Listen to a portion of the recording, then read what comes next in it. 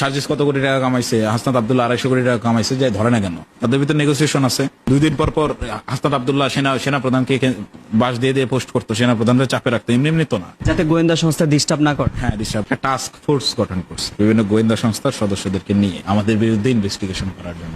আমার বিরুদ্ধে যখন ইনভেস্টিগেশন করে, চতুর্থ দিন আমার খেয়াল আছে কোন একটা গোয়েন্দা সংস্থা, হয়তো বা পিবিআই অথবা ডিজিএফআই, যে কোনো একটা কোন একজন সদস্য উল্টা পুলিশকে ঝাড়ি দিতেছিল যে আপনি কাকে তুলে আনছেন, এর বিরুদ্ধে তো কিছুই পাইলাম না, শুধু 4টা দিন ঘাম ঝরাইলে না। তো ওনারাই চা খাইতে খাইতে আমাকে দুধ চা আর বিস্কুট খাওয়াইছিল। খাইতে খাইতে ওনারাই গল্প করতে করতে বলতেছে যে তোমাদের নেতারা কত কত অ্যামাউন্ট কামাইছে, তাদের বিরুদ্ধে কোনো প্রমাণই নেই, তোমরা কি এক করলা, পচা শামুকে পা কাটলা। বলতে বলতে তারা নামও বলতেছে, যে সার্জিস ভাইয়ের নাম বলছে, যে সার্জিস আলম কত টাকা কামাইছে এখন পর্যন্ত আমরাই হিসাব করতে পারি নাই। হাসনাত ভাইয়ের নাম বলতেছে, যে হাসনাত তো প্রায় 200-250 কোটি কামাই ফেলছে।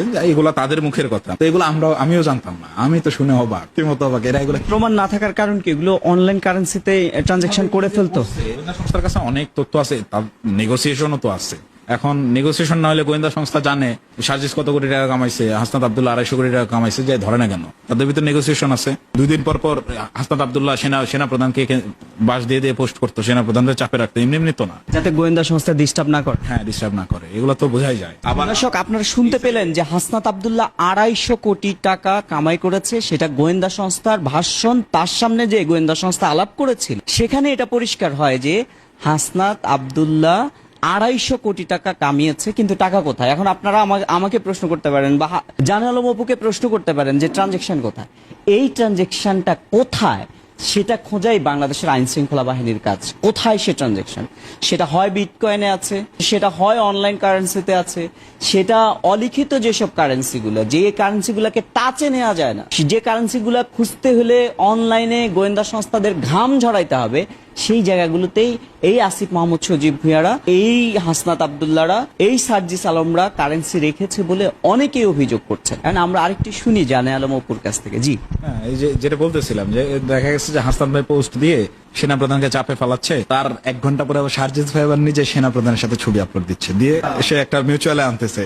সে জায়গায় দেখা গেছে সেনা প্রধানের সাথে কথা বলছে, হাসনাত ভাইরাও থামাইছে, যে তুই থাম, আমি দেখতেছি, থামাইতেছি, বিষয়টা নিউট্রাল করতেছি। তারা এরকম করছে। আর মানে সেনা প্রধানকে যতটা উত্তেজিত করেছে তার পেছনে কারণ ছিল নিজেদের অপরাধগুলো ঢাকা। অনেকটা তো হইতেই পারে। সেনা প্রধান তো আমার চোখে দেখা 5 আগস্ট উনি অনেক ভালো ভূমিকা রাখছেন না? তো হইলে তো রাষ্ট্রপতি চুপ্পুকে সরানোর কথা, চুপ্পুকে নিয়ে তারা যে যতখানি আলাপ দেওয়া দরকার ছিল তার চাইতে বেশি আলাপ তারা সেনাপ্রধানকে নিয়ে দিচ্ছে, বিশেষ করে হাসনাত ভাই। তার তো আর একাই কেন এই সেনাপ্রধানের সাথে এটার অন্য কোনো কারণ থাকতে পারে। আমাদের আপাত দৃষ্টিতে যেটা ধারণা করতে পারি সেটাই, এবং ওই টাস্ক ফোর্সের জয়েন্ট ইনকোয়ারি যখন আমি ফেস করি, রীতিমতো তো আমি ভয় পেয়ে গেছিলাম যে আমি এটা কই এসে করলাম। টাস্ক ফোর্সটা কতজনকে এইভাবে ইনভেস্টিগেশন করেছে সেটা কি জানেন? আমাদের সবাই কি